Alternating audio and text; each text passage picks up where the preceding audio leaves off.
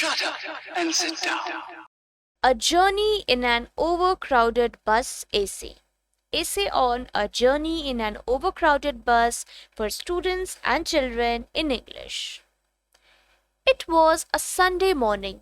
I decided to visit my friend Ajay, who lives in Shahadara. The place is quite far off from my residence in Ashok Vihar, and the auto rickshaw would have charged a huge amount. So, I decided to board a DTC bus. As I reached the bus stop, I saw a huge crowd on the road. They all dashed when they saw a bus coming. The buses were packed to capacity. Some passengers were even hanging on the gate. The lucky ones managed to put their toes on the foothold and left everything else to God. There is no need of pushing ourselves inside. It is done with full force by those who board the bus after us. The private buses had observed a strike. The crowd was swelling by the minute. As I boarded the bus, the fellow commuters pushed me in. There were only 50 seats on the bus, but more than 100 persons were traveling on it.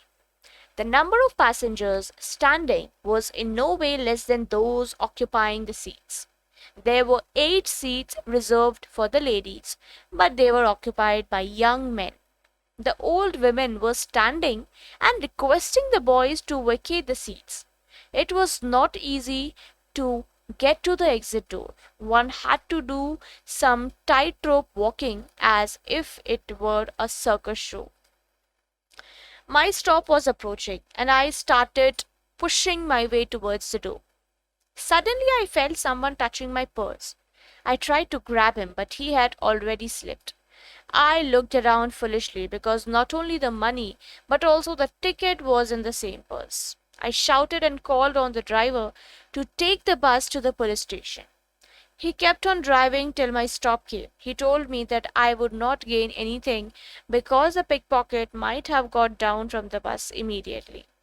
I had learned a new lesson of life by boarding an overcrowded DTC bus.